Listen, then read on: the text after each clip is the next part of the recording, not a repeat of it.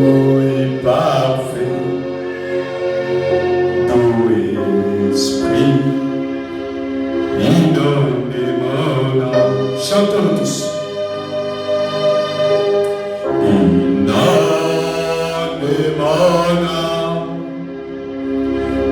inonde mon âme, doux esprit, inonde mon âme. Assis à tes pieds, mon repos est parfait, doux esprit, inonde mon âme. Père Saint, il est là comme un homme ordinaire.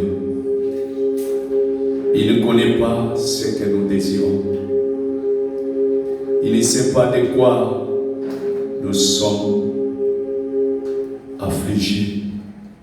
Il ne connaît pas notre décision. Peut-être pour nous ramener, mais néanmoins toi, tu connais toutes choses.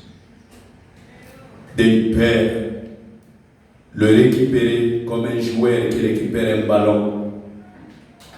Tu joues en lui jusqu'à ce que tu puisses entrer dans le filet de nos cœurs. Afin que nous puissions sentir une présence humiliante qui peut toucher mon frère qui est venu ce soir et ma sœur. Seigneur, je te le confie. Occupe-toi de lui, Seigneur. Soutiens-le, Père. Laisse qu'il soit une vase qui ne sera pas utilisé par qui que ce soit si ce n'est que toi-même. Ce soir, je te confie ce moment. Pendant qu'il s'approche, Père, parle-nous à travers lui. Au nom de Jésus-Christ, notre Dieu. Amen.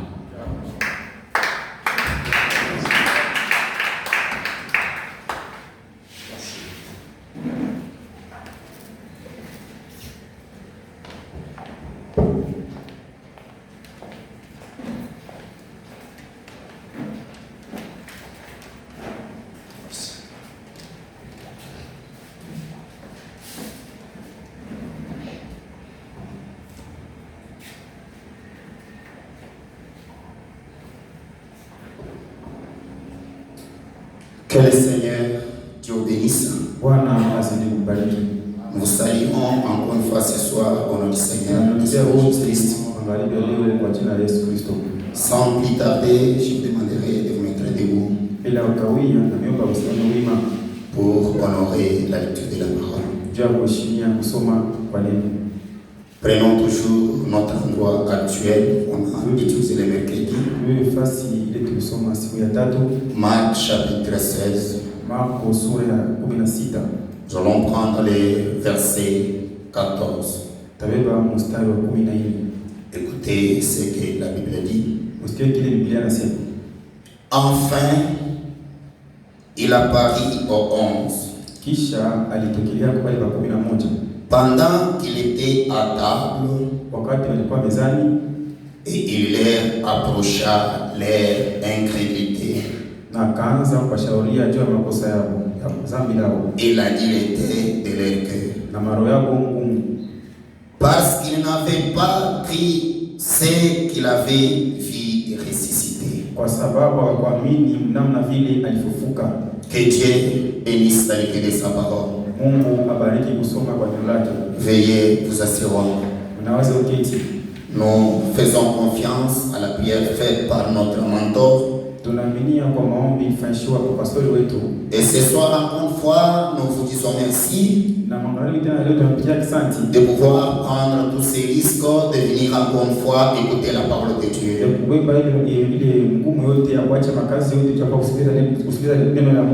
Réellement, vous n'êtes pas venu pour entendre un homme. Vous êtes venu, c'est pour entendre Dieu. Amen. Je pense que ce soir, par nos expériences, nous allons ajouter quelque Réellement, comme nous venons de le lire dans la Bible, la Bible nous dit que le Seigneur Jésus-Christ a apparu aux 11. Après avoir apparu à ces 11 personnes, ces 11 étaient les disciples de Jésus-Christ. Ils étaient au nombre de 12. L'autre était Judas Iscariote. Il y avait, après avoir crucifié Jésus, Judas n'était plus encore avec eux. Il est parti aussi s'épandre. Et les disciples étaient restés au nombre de 11. C'est ce que la Bible nous dit. Il a apparu aux 11. Il les a réprimandés. Amen. Il les a parlé à cause de leur dignité, à cause de leur incrédulité qu'ils avaient. Amen. Quelle était l'incrédulité qu'ils avaient? L'incrédulité était qu'ils n'avaient parvenu pas à croire à ceux-là qui venaient leur apporter le message pour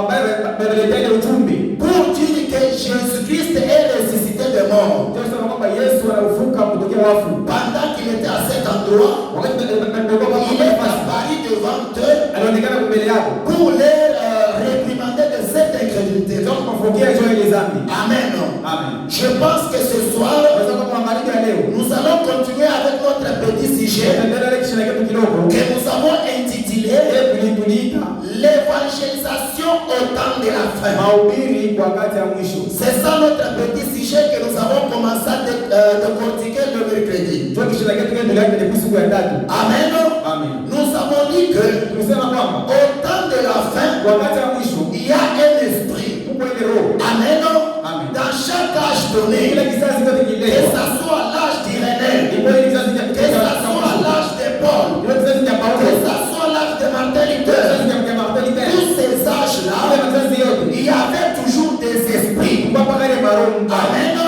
Maintenant, chaque esprit, Dieu avait préordonné, Dieu avait préparé un prophète avec un message à la hauteur de cet esprit-là qui dominait l'âge.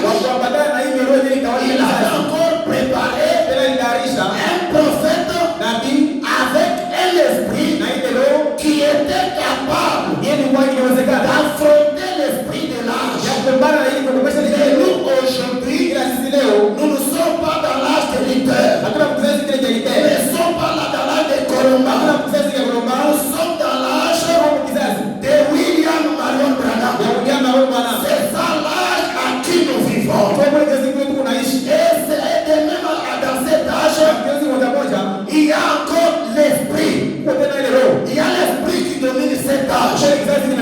Par exemple, dans ce temps de la fin, tu peux voir une dame ou bien une jeune fille qui n'a pas honte de marcher. Amen. Tu trouveras une fille qui n'a pas honte de porter les culottes. Tu trouveras une femme qui n'a pas honte de porter les cinglés. Amen. Ce sont là les esprits qui dominent cet âge. Alors il a fallu à Dieu de nous envoyer un message, de nous envoyer un prophète avec un caractère robuste, avec un message robuste pour combattre ces histoires. Amen. On est obligé de combattre ces histoires. Lorsque nous avons le message de Dieu, on combattra ces histoires jusqu'à la fin. Amen. Ce sont là les esprits qui dominent cet âge. Nous avons dit que notre petit sujet, nous l'avons intitulé l'évangélisation au temps de la fin. Maintenant, nous avons vu certaines de nos églises aujourd'hui. Je ne marche pas par les mots.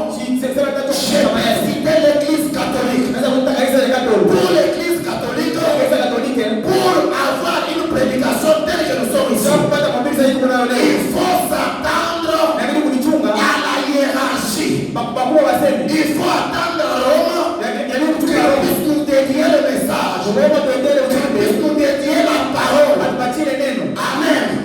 Chaque ville, chaque province, chaque pays a son esprit. Je peux vous dire ce soir, l'esprit qui domine aujourd'hui Rome, ce n'est pas l'esprit qui domine la France.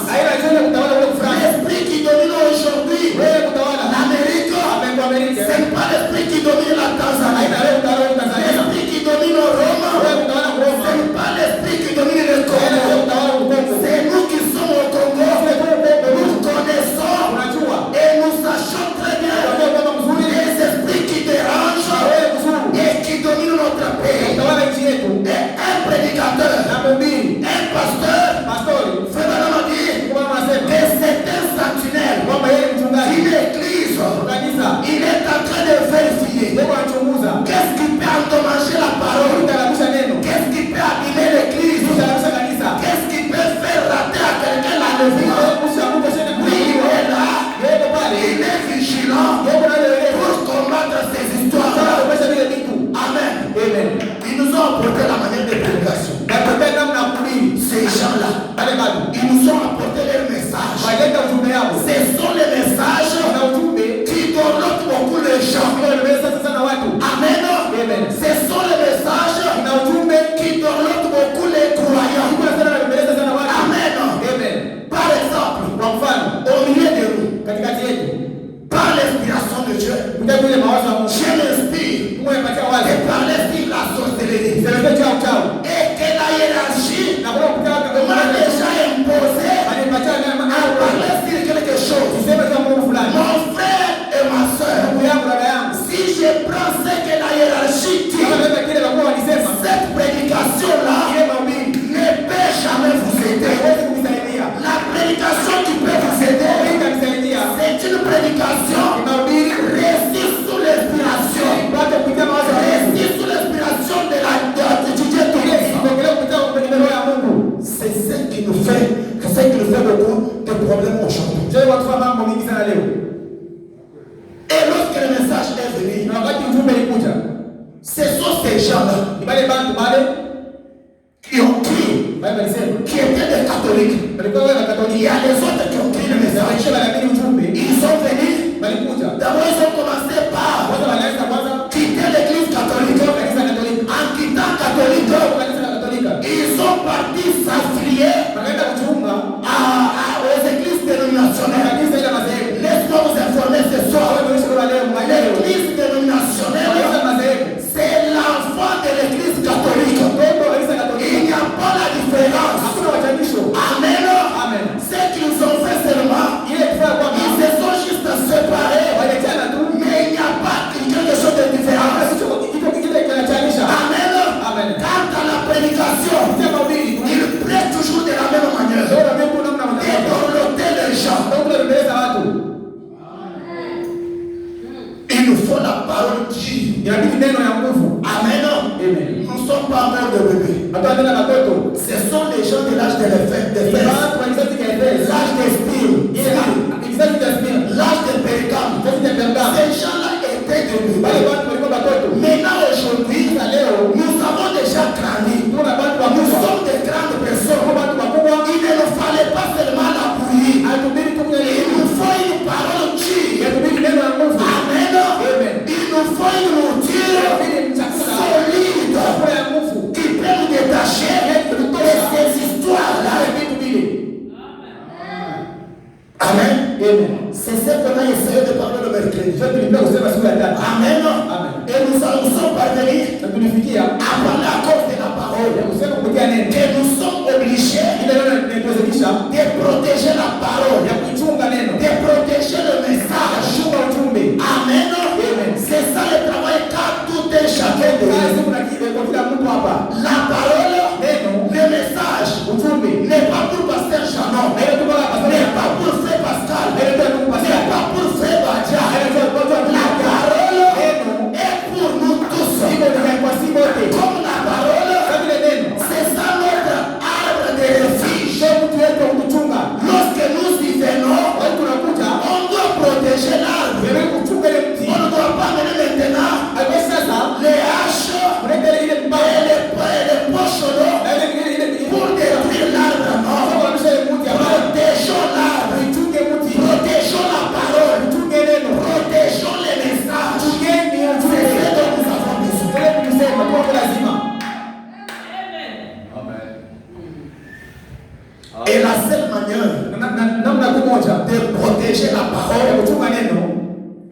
de la vivre. Amen. Amen. Le monde ici, le monde entier a besoin Amen. De la manifestation d'un vrai fils de Dieu. Amen. Il attend de voir la manifestation d'un vrai enfant de Dieu. Amen. Maintenant cet enfant de Dieu, ce vrai enfant de Dieu là, n'est pas produit par les dons. Parce que si nous parlons pour les dons aujourd'hui, ça y est beaucoup partout dans le monde. Même les sorciers accomplissent les dons, produisent les miracles. Tu peux dire que non, mais les miracles c'est pour les enfants de Dieu. Oui, c'est pour les enfants de Dieu. Les diables ont déjà imité ça. Retournons en arrière. Lorsque les enfants, Moïse devait quitter le désert, il s'est rendu devant Pharaon. Quand il a pris le bâton, il a jeté par terre. Les bâtons étaient devenus en serpent. Amen. Pharaon, qu'est-ce qu'il a fait? Il a appelé Jannes et Jambres. Venez voir cet homme avec l'épée de magie qu'il a. Amen. Lorsque Jannes et Jambres sont venus, ils ont fait sortir les serpents dans la présence de Moïse. Amen. Les serpents de Jannes et Jambres, ce sont les fois que je vous parle. Ça y est à l'intérieur du serpent de Moïse. C'était un miracle. Amen. On ne peut jamais s'atteler beaucoup plus au don. Ça non. Amen. Attelons beaucoup à la parole. Attelons beaucoup au message de notre ère. C'est elle qui nous sauvera. Les dons et autre chose, ça va disparaître. Les dons vont cesser. J'ai la parole. La Bible dit que elle restera éternellement. Mes frères, ce soir, je me rappelle d'un frère. Qu'est-ce que ce frère-là me disait? Il me posait la question. Homme de Dieu, on nous prêche que les ciels et la terre passeront, mais ma parole restera éternellement. Maintenant, moi je comprends que une seule chose à faire, il faut que je sois dans la parole, parce que la parole restera éternellement. Je l'ai dit, que Dieu bénisse.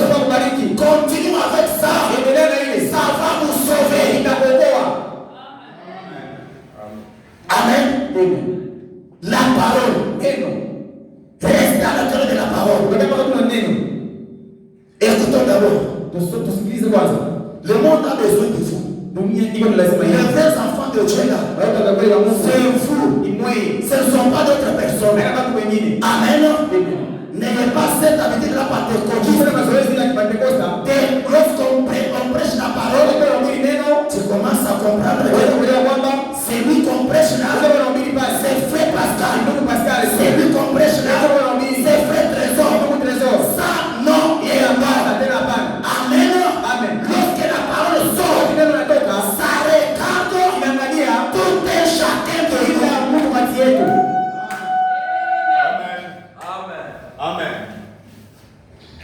Je vais prendre d'abord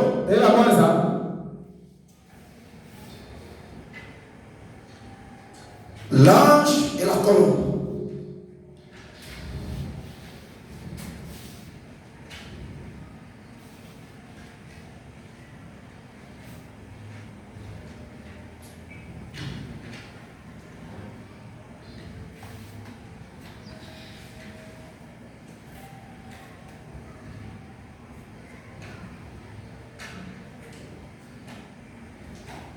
L'ange et la colombe. Kizazi na L'ange malaika na njiwa. Oh pardon, veuillez me pardonner. C'est l'agneau et la colombe. Mwana kondoo. Oui, c'est ça. Njiwa. L'agneau, mwana kondoo.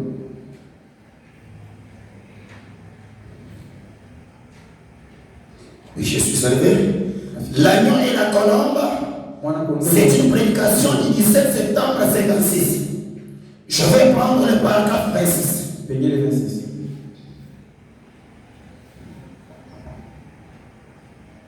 Paragraphe 26. Payez le 26. Écoutez ce qu'il fait Bakamaki. Il soulève les fusils pour viser. Il est en train de relater l'histoire d'un certain monsieur qui était aussi incrédule. Il était trop méchant. C'est à ce moment-ci qu'il avait été sauvé. Écoutez, il soulève les fusils pour viser et sa main s'éleva. Et la biche était toujours attirée par les cris de son petit. Alors la biche regarda de l'autre côté et vit les chasseurs. Pendant qu'elle regardait les fusils braqués sur son cœur. Et c'est là qu'il a arrêté la biche. Frère m'a dit non. Elle avait entendu les cris d'un petit. Quand bien même les fusils étaient braqués sur son cœur, les cris du petit signifiaient plus de fusils braqués sur son cœur. Elle s'avança davantage, prêtant l'oreille au cri du petit. J'ai observé les chasseurs. J'ai vu ses mains trembler. J'ai vu ses épaules trembler. Il a laissé tomber le fusil et il est revenu en courant et a jeté ses mains autour de moi.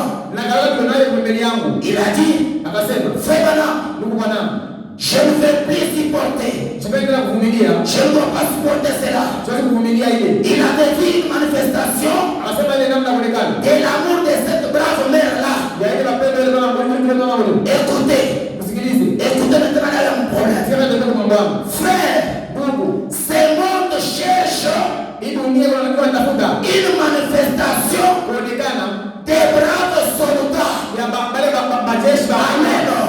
Le monde dont nous sommes aujourd'hui, le monde cherche une manifestation des vrais braves soldats.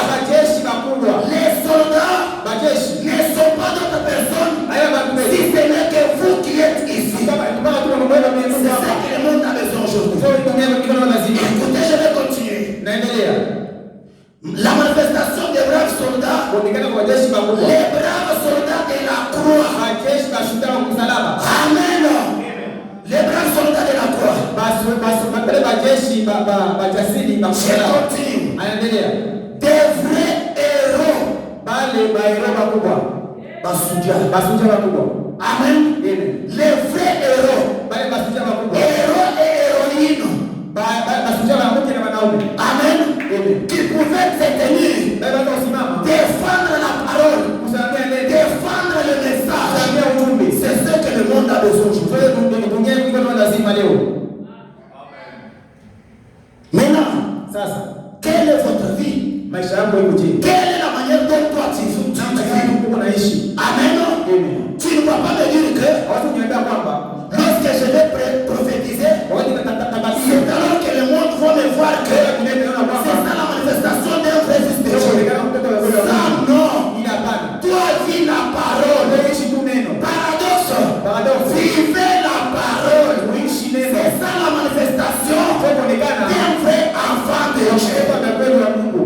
C'est ce que le monde a besoin aujourd'hui. Je continue. Des vrais héros qui prendront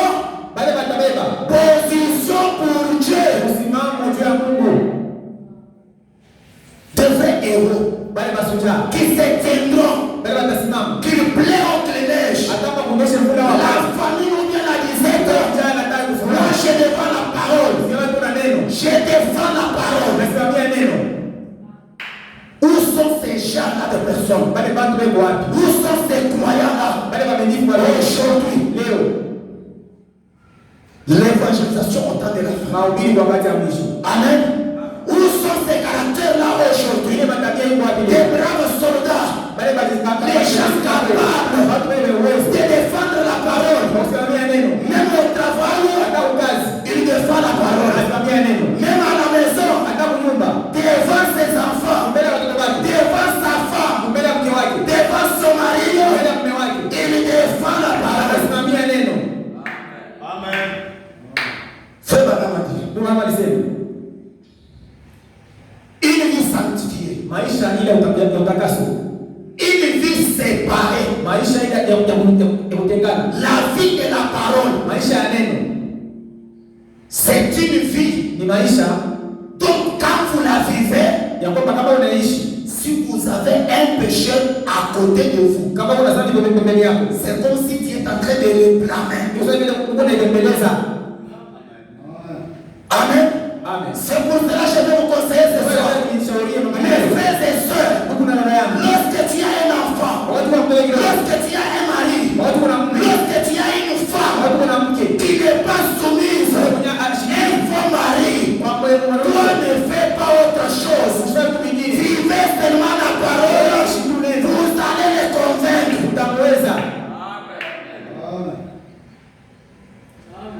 Vous allez les convaincre. Peut-être la non-soumission. La non-soumission, c'est un démon. Amen. Amen. Maintenant, tu ne peux pas prendre un démon pour aller chasser notre démon. Ça ne se fera jamais. Un démon est chassé par l'esprit de l'amour. C'est alors que tu vas vaincre ces démons-là. Maintenant, toi, tu vas dire que non. Comme tu as fait ça, moi aussi, je vais faire ça. Je vous le garantis que vous allez échouer. Toi, dis la parole. Comporte-toi comme il faut. Amen. L'un des jours, il va comprendre que il y a du sérieux ici. Il y a du sérieux ici. Amen. Amen. Qu'elle dire que attends, il va me sentir. Il va me voir. Il va me connaître aujourd'hui. Et quoi je suis fort. Ma soeur, mon frère, si tu fais ça, c'est juste du mensonge. Si peut-être c'était un mariage, tu vas le perdre. Et tu seras appelé, comme on appelle les gens Mouchimani, Chipokudi Baka, Chanki. Amen. Là, Mouchimani, si on t'appelle seulement comme ça, papa, quelle honte, quelle ignominie. Amen. Il faut comprendre les choses. Que ça ne soit pas comme l'habitude. Je vais insister là-dessus. Et surtout dans la ville où nous sommes, il y a beaucoup de divorces qui sont enregistrés. Toi qui seras aussi dans ta vie, tu as des enfants de ce papa. Tu as toi et l'autre papa. Tu as un enfant de l'autre papa. C'est ne pas respectuer. Mon frère et ma soeur, reste dans la parole avec cette même femme-là, avec ce même mari-là. Que Dieu du ciel, que tu cèdes,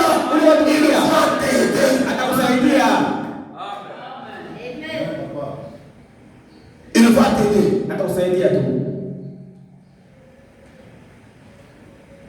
Pas les choses que nous voyons aujourd'hui. Ce n'est pas pour les enfants de Dieu. S'il y a quelqu'un qui qui peut intercéder notre problème. C'est le Seigneur des Seigneurs. Le Jésus-Christ de Nazareth. C'est lui qui est capable d'intercéder pour notre souffrance, pour notre difficulté. Amen.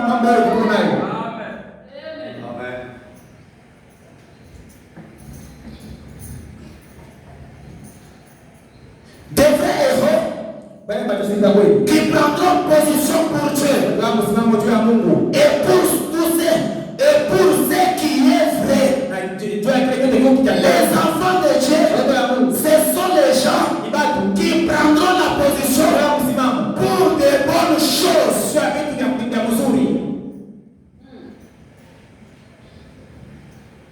Vous les pentecôtistes, vous deviez servir de modèle. Vous paradoxe, vous deviez servir de modèle. Amen. Ne vivez pas comme tout le monde. Je vous ai dit ce jour-là, comprenez bien les soucis de notre pasteur. Les soucis de la pasteur est que cette église soit comme une correction pour d'autres églises. Amen. Soit comme une correction pour tous ces quartiers. Ça sera une correction quand? Lorsque nous avons une bonne vie. Lorsqu'on s'habille bien. Lorsqu'on parle bien. Lorsque nous vivons la parole. C'est ça qui fera la distinction. Amen. Pas de ces distinctions-là. L'église est reconnue dans les quartiers. Cette église-là, si tu fais récolter les nimba, allez-y là-bas. Sam. Je continue. Et dans ce temps où nous vivons, les gens, ceux qui se disent des croyants, ceux qui se tapent la poitrine des chrétiens, ces gens-là, papa, ces gens-là, ils ne sont pas sincères. Ils ne sont pas sincères. La personne qui est sincère, c'est quelle personne? C'est la personne qui dit la vérité de son cœur, qui dira que j'accepte le Seigneur et Sauveur Jésus-Christ comme mon Sauveur. Et il reste là. Amen. Aujourd'hui, l'église est traduite comme un lieu des embauches. Quelqu'un vient à l'église, il est baptisé dans l'eau. Il a des plans. Plan A et plan B. Amen. Les plans qu'il a poussé de venir ici au Paradis, c'est le plan B. Ces gens-là, ils s'aiment beaucoup. Si je vais là-bas, j'aurai du boulot. Il vous présente maintenant le plan A. J'aime les messages. J'aime Branham comme prophète. Amen. Ok, dans son cœur, il a notre objectif. Amen. Mon frère et ma soeur, si tu as de tels objectifs, honte à vous. L'objectif qui nous amène ici, le Dieu du ciel, le Dieu de Branham, la grande colonne de feu, les grands chauffage morts, les grands taillements de fort, l'ange de l'éternel. C'est celui qui nous a poussé de l'eau. Amen. C'est bien celui-là qui nous a poussé d'être là. Qu'est-ce que nous voyons aujourd'hui? On entend quoi? Nous voyons quoi? Au milieu de nos frères et frères et sœurs. C'est quoi ça? Manque de sincérité. On a dormi à toi absolument. Lorsque je suis venu ici, je suis venu pour le boulot. Si nous avons ce boulot, boulot là, Kama kuna ile kazi, nous allons te donner. tutakupatia. S'il n'y en a pas, Kama ina, on va te dire qu'il y a. tutakupa haina. Au lieu d'être, de ne pas avoir la sincérité, Watu wazi. au devant des enfants de Dieu, Mbele ya watu wa Mungu. de telles personnes, Watu wa vile. ce sont les gens que tu verras dans l'église. Ni watu bakanga na ndoa Ils mmoja. trouvent seulement un travail. Kama watu wanapata kazi. Même du côté de Fongo, Hata kule ngamba tena. même à la MMG, Hata kule kuenda mji. et la route de l'église, Sasa kanisa. c'est fini. Unaishia pale. Il ne passera pas ça. Hawezi kuanza juu ya hili. Voilà, il n'était pas sincère. Watu wazi. Lorsqu'il était venu, Watu wa kanisa. il était venu le boulot. Alikuwa tunapata kazi. Écoutez, frère, Usikie tu bwana.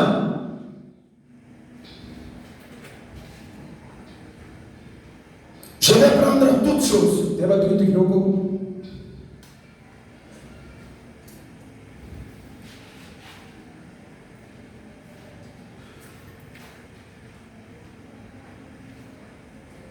Toutes choses, c'est une prédication. Kitu kote ni mahubiri. Prêché le 15 avril Ilikuwa le 15 avril 1964. 1964. Je vais aller au paragraphe Nenda ukipengele 32. cha 32. 32, oui. Ok, on est arrivé. Tunafikia. Écoutez, frère Madame. Usikie tu bwana. Et une autre chose, Kitu kingine. quand j'arrive le soir, Tunafika magharibi. je ne sais jamais par où nous allons commencer. Kule tutaweza kuanzia. Amen. Amen. Frère Madame dit, Bwana anasema, on ne sait pas là où on va commencer. hatuko tutaanzia hapo. Nous pourrions commencer quelque part. Tunataka kuanzia fasi fulani. Quelque part ailleurs. Fasi fulani, fasi nyingine. N'importe où. Fasi tu yote. Par ici ou par là. Hapa au pale. Parfois. Ila inawezekana. Je compte le nombre de personnes Na wana tunasaidia kundi ya watu. dans cette rangée ici. Mwini ni ngambo ya huko. Et je les multiplie par le nombre Anazidisha kupitia kwa des rangées là. kwa watu. Et je les divise par nombre de cette rangée-ci. Ndio kupitia hii ngambo ya huko. Amen. Amen. Écoutez. Msikilize. Autre chose. Kitu kingine. Je demande à un petit enfant. Nauliza kwa mtoto kidogo. Qu'est-ce qu'il est là ici? Ndio maana ngoja naangalia hapa. Il dit comment qu'est-ce qu'il est conduit. Hasa namna gani ile Apprendre pour savoir où commencer. Chama namna gani yeye fasi ile bidi aanzie hapo. Amen. Amen. Pour savoir où commencer. Kujua wapi pa kuanzia. Autre chose. Kitu kingine. Je demande à un petit enfant Mtoto kidogo. de se lever Asimama mwima. et de compter ainsi de Na suite. sabini la nyingine. Amen. Amen. Frère Branham, il se laissait conduire comme ça. Kwa maana ni mtoto ilibidi aongezwe vile. Il se laissait conduire Alikiacha aongezwe par l'esprit. kutia roho. Même le pasteur aujourd'hui, même le prédicateur, on n'est pas conduit par des personnes ou par nous-mêmes. On se laisse conduire par l'esprit. Amen. Je prends notre citation. Je peux prendre Hébreu. Le paragraphe Hébreu, page 200. Page 900. Page 200. Page 200.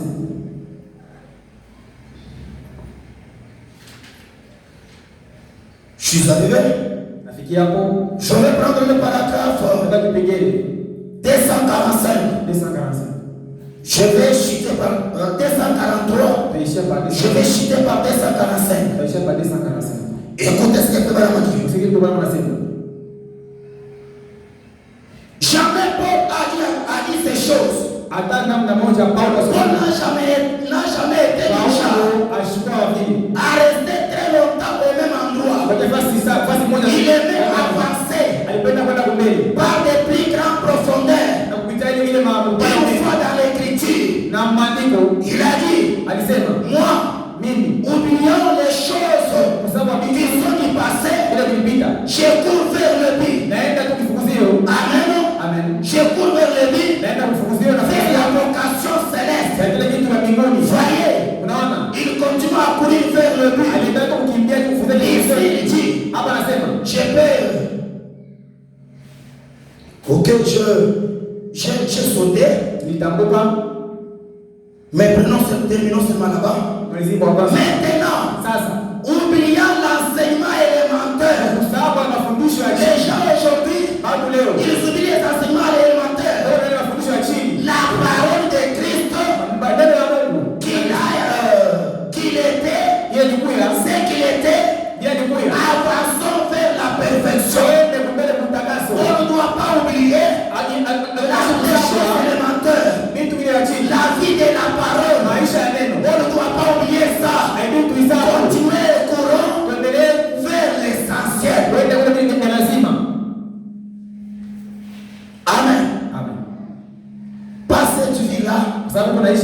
qui ne manifeste pas la parole.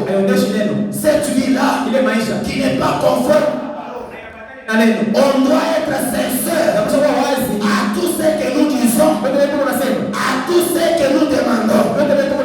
Amen. Les gens aujourd'hui, vraiment, je ne sais quoi.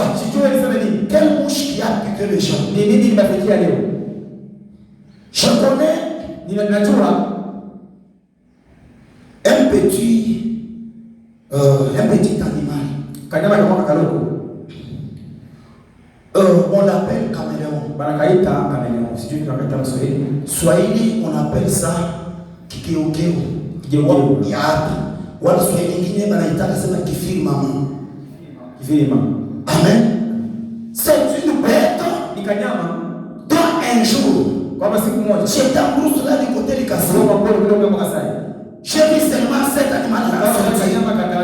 J'ai dit, aujourd'hui, je vais compter les couleurs car c'est un bâton. J'ai commencé à manipuler cet animal là. Je l'ai manipulé. À un moment donné, il donne cette couleur. À un autre moment, la couleur verte. À un autre moment, noir comme les braises. Alors, au juste monsieur l'animal, quelle est votre couleur? Amen. Quelle est la couleur que tu détiens?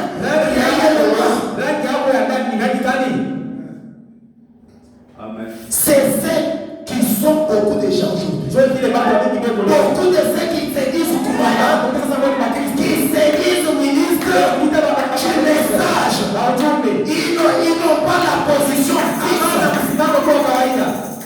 C'est ce qui a fait beaucoup de gens. Je ne veux pas pratiquer la parole. Amen. C'est juste ça. Il est là complexé. J'ai dit comprendre que non. C'est bien lui, monsieur le caméléon. Lorsqu'il se retrouve avec les pites, il se ressemble à elle. Lorsqu'il se retrouve avec les voleurs, il est la même chose. Lorsqu'il se retrouve avec les menteurs, il est la même chose. Or qu'un chrétien, c'est la personne qui doit avoir une vie identique de tous les jours.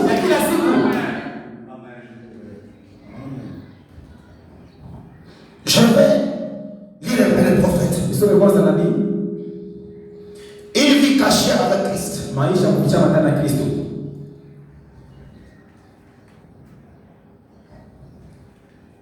C'est une prédication du 13 février 56.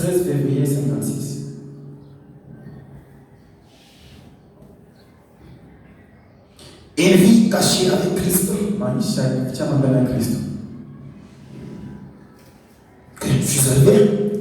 Je vais prendre le paragraphe 42 pour la bonne compréhension. Je vais prendre le paragraphe. Prenons seulement 42 là pour avoir du temps. Et écoutez ce qu'il fait Baruch. Ne soyez pas ballottés. Oh, paradoxe. Le messager nous dit, ne soyez pas ballottés. Prenez une assiette d'inox. On va les mettre sur un flaque d'eau. Tu verras la position qu'a cette assiette. Amen. Tantôt c'est ici, tantôt c'est derrière, tantôt c'est devant. C'est la position qu'a les croyants aujourd'hui. Mais ça va nous dire, ne soyez pas ballottés. Les informations vous arrivent. Au manqué tabernacle. Papa, Dieu parle. Demain ou le lendemain, l'avocat tabernacle. Là, n'en parlons pas.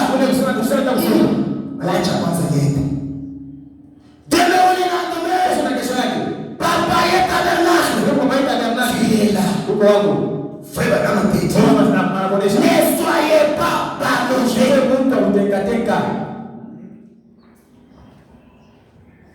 Moi je parle là-bas, je profite de la prière. Oh mes frères, laisse-moi vous dire ce soir, je déclare que la prière, une prière qui est exaucée, c'est une prière qui a la foi.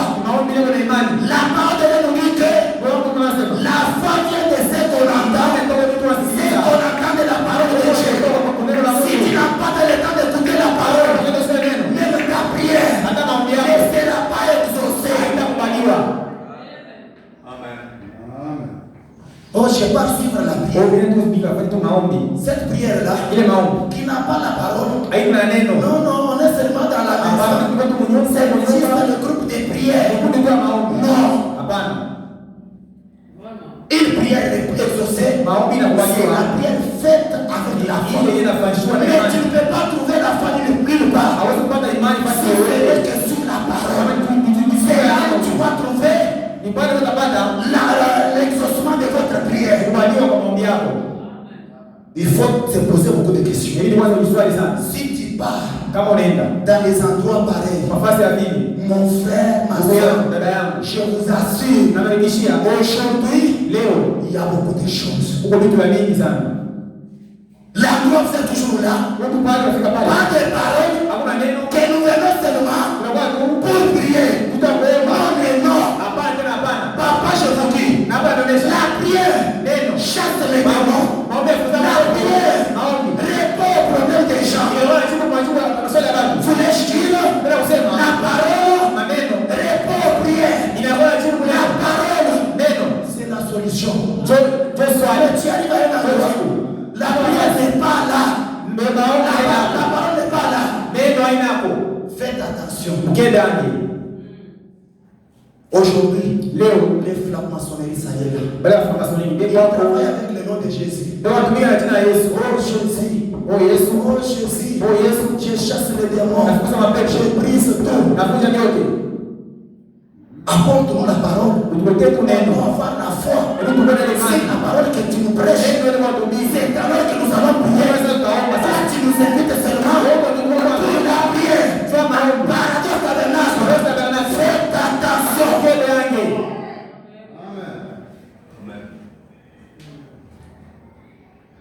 Faites attention. Faites attention. Je continue. Ne soyez pas ballottés à tout vent de doctrine. Amen. À tout vent de doctrine. Cette doctrine s'élève ici. Je pars. J'ai vu un autre pasteur. Donc je ne cite pas le nom. Il a commencé. Il a déjà 2 églises. Il a commencé la 3e église. Amen. J'ai vu maintenant un autre frère ici à Colosie. Qu'est-ce qu'il dit? Il invite ce pasteur-là de venir commencer une autre église dans sa ville. Je pose des questions. Est-ce que Colosie tout entière, il n'y a pas d'église du message? Pourquoi il cherche ça? J'ai compris que non.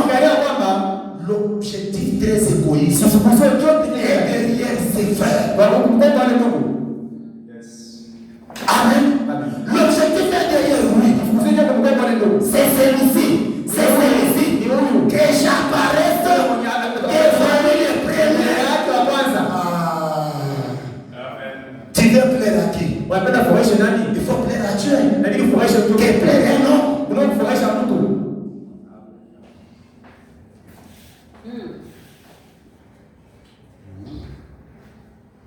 Je continue. Soyez stable. Oui. Ne soyez pas ballottés à tout vent doctrine, de doctrine.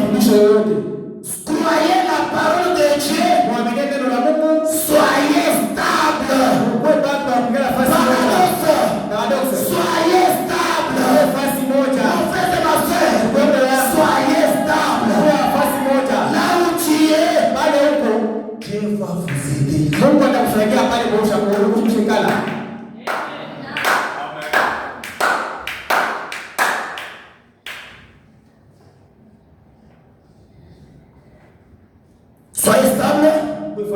Soyez établis. Comment y prenez-vous, frère Branham? Je m'en vais. Vous le dites. Il y a beaucoup. Souvenez-vous que dans l'Ancien Testament, dans les parties extérieures, la main tombait au sol. Et en fait, je sais que je vois que ça ne nous intéresse pas. Ça va juste à la tête là. Qui nous regardait très bien. Il nous conseille d'être stable. C'est ça qui dérange beaucoup de personnes aujourd'hui. Ils n'arrivent pas à être nourris. Amen. Quelqu'un est là, tel qu'il est là, il est régénéré. Il a toujours des églises en église. Vous n'allez pas grandir. Vous n'allez pas grandir. Si tu es ballotté, si tu t'aimes que ça est là, tu ne dois plus grandir. Amen.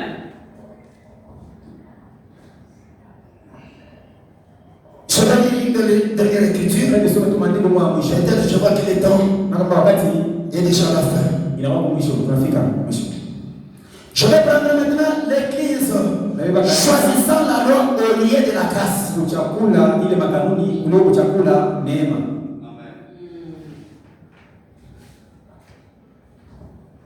C'est une prédication du 16 mars 61. Je vais prendre le paragraphe 52. Écoutez ce que les prophètes ont dit.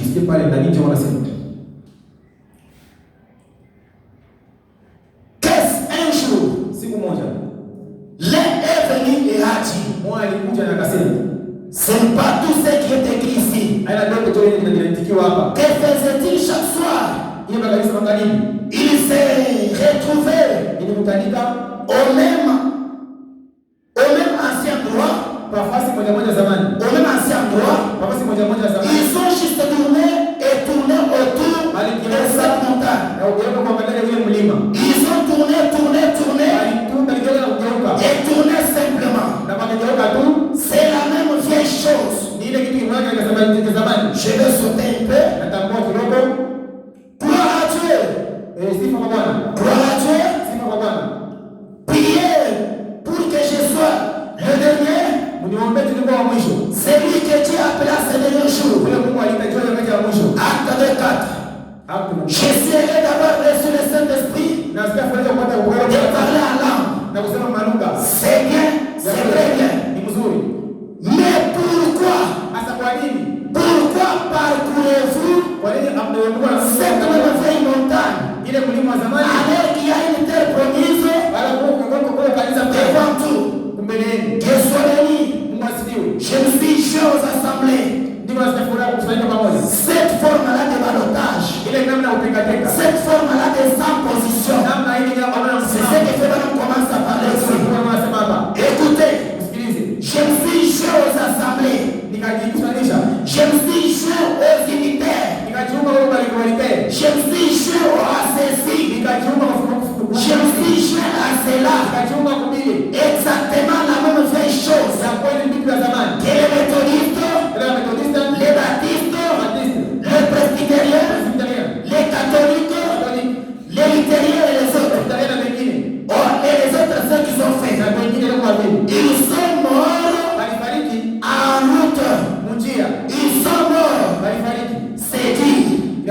C'est dit, je le sais. Frère, comme je prends une des raisins, mais pour vous, mais cela vous fera du bien. C'est vrai. Écoutez maintenant. C'est que l'église a besoin aujourd'hui. C'est une bonne dose de médicaments. Une bonne dose de médicaments de l'évangile qui vous fera sortir de vous la mollesse. C'est ce que nous avons besoin aujourd'hui. Pas cette ancienne prédication là. Nous avons besoin de la parole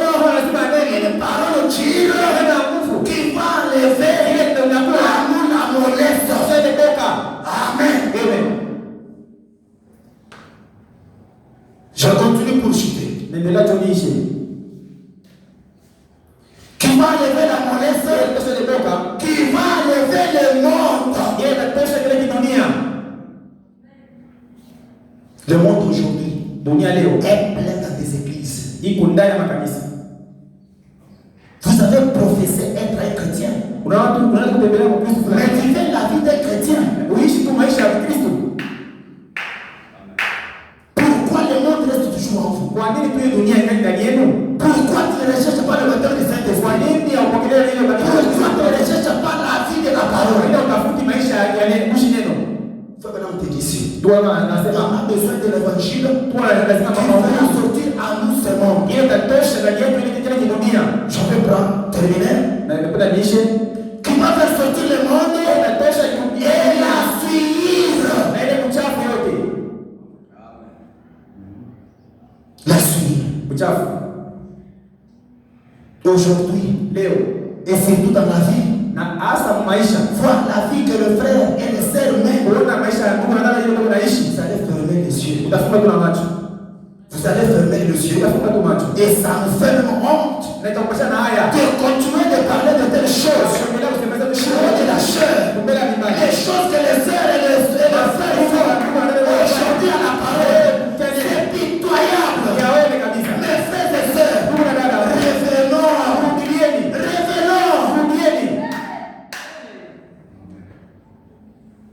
Nous avons laissé l'essentiel. La vie de la parole. Nous avons laissé l'essentiel. Le message parfait.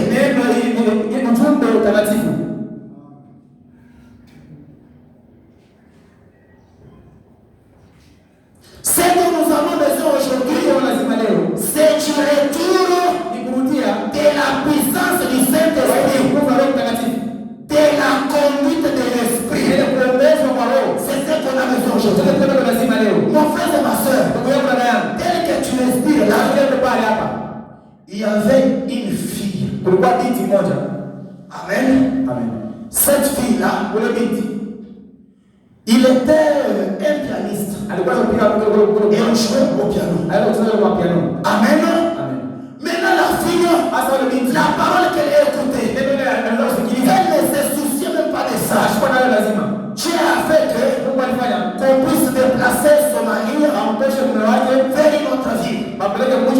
Par exemple, ici à Lumbacho Paradoxe, cette sœur-là est là. Elle joue au piano. On fait maintenant déplacer son mari au travail pour Colosie. Quand elle descend à Colosie, elle rencontre les amis. Elle rencontre les voisines là-bas. Et elle a oublié la parole. Amen. Elle a oublié le message. Elle a commencé à se comporter de la même manière que ces gens-là. Le diable est venu. La maladie du cancer. Amen. Il a commencé à être hospitalisé. Un pasteur est venu lui dire, ma soeur, tu as besoin de rencontrer un homme du nom de William Branham. Il doit prier pour vous. La sœur a dit, fiche-moi de ça. Qu'est-ce que je fais? Moi je suis chrétienne. Je joue au piano dans votre église. Quitte-moi ici. Il a dit, ma soeur, je vois l'esprit de la prostitution manifester sur toi. Il faut que Branham vienne, qu'il prie pour toi. Il a dit, je ne le ferai jamais. Laisse-moi. Et un jour, Madame la mort s'est présentée à la porte de la femme. Il est venu. Parce que c'est Branham dit, avant que chaque personne meure, Dieu lui donne l'occasion de vivre dans les deux mondes. Amen. Tu es sur la terre, tu peux causer avec trésor, mais tu vois ceux qui t'ont déjà précédé. Tu t'ont aussi avec eux. Et la fille a vu que je suis perdu. Alors, il a lancé un cri. Je suis perdu. son pasteur wake akashangaa. Il a compris que Jésus. Akaelewa kwamba anapotea. Il a dit non sœur. Akasema hapana. Useme vile. Il dit que je suis sauvé. Sema kwamba mimi naokolewa. Amen. Amen. Après un moment, il a vu l'enfer. Il a crié. Jésus perdu. Cherche-moi maintenant. Appelle-moi cet homme-là. Amen. Amen. C'est de la même manière avec toi. La parole est en train de sortir. Vous avertissant que révélez à la vie de la parole. Révélez le message. Abandonnez le monde. Abandonnez le message. Abandonnez toute autre chose. Venons à la parole. Venons à la parole. Il est plus tard que vous le pensez. Les enfants même. Les grandes personnes même aussi. Nous tous. Wakati mwana aingie à un moment unaweza kukutanisha kule taa ya mbaya ile tuvosi na sisi ile hali ya mbaya na sisi tala na Mungu atafungula macho utaona kule uteka ndugu yangu na dada yangu wakati hii rudieni kwa maisha ya neno rudieni kuujumbe itasaidia itanilinda itaninyamuliwa Bwana atakubariki.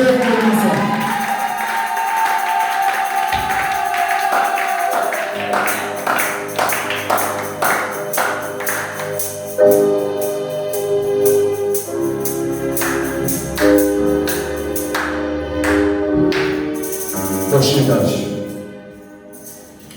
Rocher d'âge. Famille pour moi. Laisse-moi bien caché en toi. Laissez-le avec le sang sortir d'enflant seul éternel, double sauver et m'enlever.